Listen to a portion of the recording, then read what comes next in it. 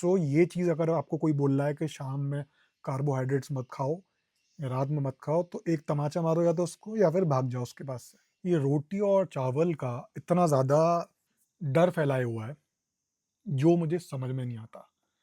And ये सब चीज़ें छोड़ देंगे एंड कुछ भी उल्टी-सीधी चीज़ें खा लेंगे, मार्केट की चाउमीन खा लेंगे, स्नैक्स खा लेंगे, कोल्ड ड्रिंक पी लेते हैं कि मैं डाइट पे हूँ, मैं तो खा रोटी खाता या खाती नहीं हूँ, कोल्ड ड्रिंक मैंने ये भी देखा है, कोल्ड ड्रिंक पी रहे हैं और जूसेस पी रहे हैं। सीरियसली मतलब नॉर्मल घर घर का रोटी वगैरह छोड़ के जूसेस पी रहे हो, उसको हेल्दी समझ रहे हैं। तो इसीलिए मैंने वीडियो बनाने की सोची कि क्या आपको कार्ब्स खाने चाहिए या नहीं खाने चाहिए एंड कार्ब्स के कौन-कौन से तरीके के कार्ब्स होते हैं। Protein, carbohydrates and fats and तीनों ज़रूरी हैं, तभी इनका नाम मैक्रोन्यूट्रिएंट है। 1 ग्राम ऑफ कार्ब में 4 किलो कैलोरीज़ होती हैं। कार्ब्स डाइजेस्ट होने के बाद बॉडी में एज़ अ ग्लूकोज़ कन्वर्ट होते हैं और ग्लूकोज़ बॉडी का एक इम्पॉर्टेंट फ्यूल है। In fact for your brain also. So brain के लिए, मसल्स के लिए, डे टू डे एक्टिविटीज के लिए, वर्कआउट के लिए you need carbohydrates, glucose for all these. इसलिए कार्बोहाइड्रेट को कंप्लीट विलन बनाना सही नहीं है, बट किस तरह, क्या क्वालिटी एंड कितनी क्वांटिटी, इससे चीजें चेंज हो जाती हैं। सो कार्बोहाइड्रेट कितने तरह के होते हैं? Simple carbs, complex carbs, refined carbs. So simple carbs क्या होते हैं? सिंपल कार्ब्स वो होते हैं जो बॉडी में क्विकली डाइजेस्ट हो जाते हैं एंड इसके बाद आपका शुगर स्पाइक भी तेजी से आ सकता है एंड इसमें फाइबर कम होता है। सो जितने भी मोस्टली शुगरी कार्ब्स होते हैं, जैसे कि शुगर हो गया, कैंडीज हो गया, हनी हो गया, पैकेज जूसेस हो गए, गुड़ हो गया, शुगरी सीरियल्स, डेजर्ट जितने भी हो गई मीठी चीज़ें, these all are simple carbs and ये वो कार्बोहाइड्रेट्स होते हैं जो आपकी शुगर तेज़ बढ़ाते हैं। एंड असल में हम जो नुकसान वाले कार्बोहाइड्रेट्स की बात करते हैं तो पर्टिकुलरली इनकी बात हो रही होती है। अगर ये ज़्यादा खाओगे सो चांस ये है कि आपको इंसुलिन रेजिस्टेंस हो जाए, बाद में प्री डायबिटीज़ होने के बाद आपको डायबिटीज़ हो एंड आपको फैट लॉस में भी प्रॉब्लम हो। तो उसमें फाइबर बहुत कम होता है, ना के बराबर होता है। इनका सैटिस्फैक्टरी लेवल भी बहुत ज़ीरो के बराबर होता है। आप मीठा कैलोरी वाइज खूब सारा खा लोगे और हो सकता है आपका पेट भी ना भरे। तो कॉम्प्लेक्स कार्ब्स वो कार्ब्स होते हैं जिनका स्ट्रक्चर लॉन्गर होता है, ये कंप्लीटली स्लो डाइजेस्ट होते हैं कंपेयर टू सिंपल कार्बोहाइड्रेट्स। का एग्जांपल हो गया दाल, राइस, रोटी, राजमा, ओट्स, वेजिटेबल।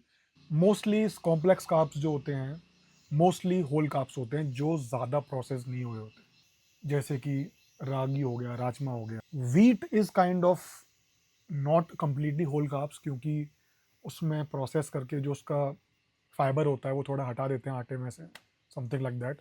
बट मोटा मोटा complex carbohydrates are mostly slow digesting and इसकी वजह से आपका जो ब्लड शुगर होता है वो इतना ज़्यादा राइज नहीं होता। इतना राइज नहीं होता तो उनके जो एनर्जी लेवल्स होते हैं वो ज़्यादा स्टडी होते हैं, क्योंकि आपका ब्लड शुगर लेवल स्टडी होते हैं कि आपको इतनी जल्दी भूख नहीं लगती है and so. Fibre is the game changer. अगर कार्बोहाइड्रेट्स के साथ फाइबर आ जाता है, जैसे कि मैंने अभी आपको बताया था कि रागी का आटा या जो भी आटा जिसमें फाइबर नहीं निकाला जाता, राजमा, छोले, इन सब के साथ फाइबर होता है। दाल मोस्टली जो छिलके वाली दाल होती हैं, क्योंकि क्या होता है फाइबर अगेन वही काम करता है कि डाइजेशन को स्लो करता है। फाइबर के जो गट बेनिफिट्स हैं वो तो अपनी जगह हैं, बट वो फाइबरस जो कार्बोहाइड्रेट्स होता है ना, वो डाइजेशन स्लो करता है। उसके रीज़न से और आपका स्लोली स्टेडी जो है आपकी ब्लड शुगर राइज करती है, ना कि पीक बनता है एंड इट्स हेल्दी।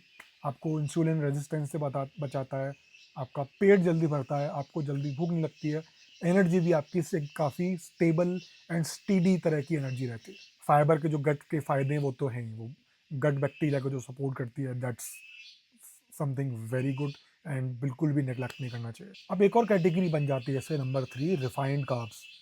क्योंकि ना सारे रिफाइंड कार्ब्स सिंपल हैं, ना सारे होल हैं। बेसिकली रिफाइंड कार्ब्स वो होते हैं जो किसी भी कार्बोहाइड्रेट को पकड़ के उसका फाइबर निकाल लेते हैं, जैसे कि मैदा। एक होता है कि बिल्कुल फाइबर नहीं हटाया हुआ आटा जो आपको छानते नहीं है। एक होता है कि आपने फाइबर उसको जो हटा दिया छान के, उससे भी एक स्टेप आगे जाके और प्रोसेस कर दिया, जो मैदा बन गया। ये होता है रिफाइंड कार्ब्स। एंड सबसे खतरनाक कैटेगरी होती है सिंपल कार्ब्स, जो रिफाइंड वाले होते हैं, जैसे कि केक, ब्रेड। आप अंदाज़ा लगा सकते हो, मैदे से बने हुए स्वीट्स, ये सबसे तगड़े खतरनाक होते हैं। तो आई थिंक मैंने तीनों के बारे में मैंने आपको आसान भाषा में समझा दिया है, एंड आई थिंक ज़रूरत नहीं है अब राइस रोटी की बात कर लेते हैं, कि अभी भी लग रहा है कि राइस इज़ बैड। मैं पर्टिकुलरली दिन में कम से कम एक बार राइस कंज्यूम करता हूँ, एंड मैं फैट लॉस कर रहा हूँ तो ज़रूर, क्योंकि राइस की वॉल्यूम देख के लगता है कि बहुत सारे खा रहे हैं, बट कैलोरी वाइज उसको नापते हैं ना, तो उतना नहीं होता है।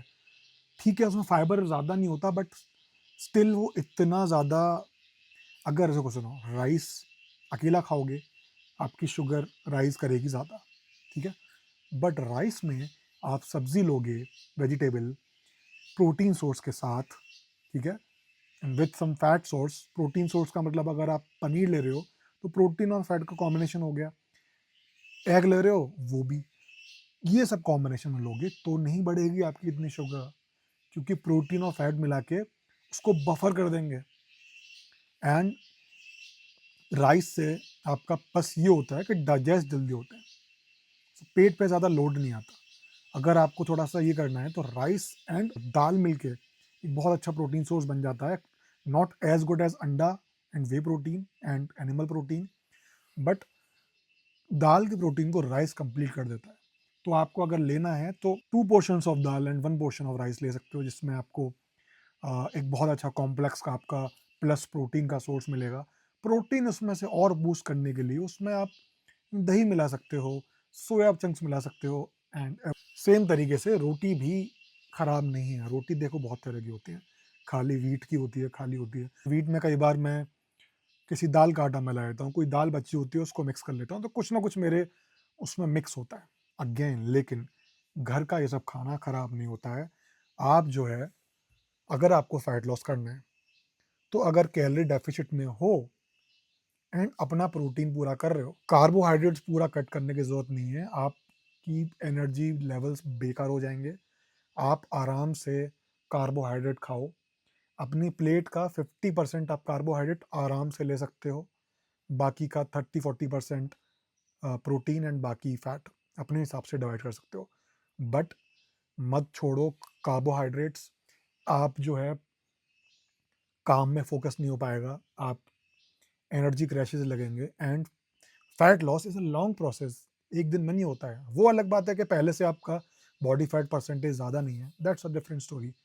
बट स्टिल कुछ हफ्तों की बात नहीं होती है, आपको लाइफस्टाइल का पार्ट इसको बनाना पड़ेगा। एंड इसके लिए आपको एक बैलेंस भी लेना चाहिए। कार्ब सारे मत कट करो, otherwise you will feel very, you know, brain भी आपका जो है foggy, lazy and foggy and focus and irritated feel करेगा। बॉडी आपकी कॉर्टिजोल ज़्यादा रिलीज कर सकती है अगर कार्बोहाइड्रेट्स कट कर दिए पूरी तरीके से। प्रोटीन का ध्यान रखते हुए कार्बोहाइड्रेट्स लो, फैट भी पूरे कट नहीं करने आपको। जो ध्यान देना है आपको, तो वो ये देना है कि आपको कैलोरी डेफिसिट में रहना है, वो भी दोनों खाने को कम करने से, प्लस आपके gym plus day to day activity से जितना कैलोरी बर्न अचीव हो रहा है उससे। सो ये चीज़ अगर आपको कोई बोल रहा है कि शाम में कार्बोहाइड्रेट्स मत खाओ या रात में मत खाओ, तो एक तमाचा मारो या तो उसको, या फिर भाग जाओ उसके पास से। क्योंकि ये मिथ फैलाने वाले जो हैं लोग, वो कम हो नहीं रहे हैं और लोगों की बेवकूफ़पंतियाँ बढ़ रही हैं। इसलिए ज्वाइन मी, हम एक कम्युनिटी बना रहे हैं एंड हम साथ में मिलके ग्रो करेंगे। See you in the next video.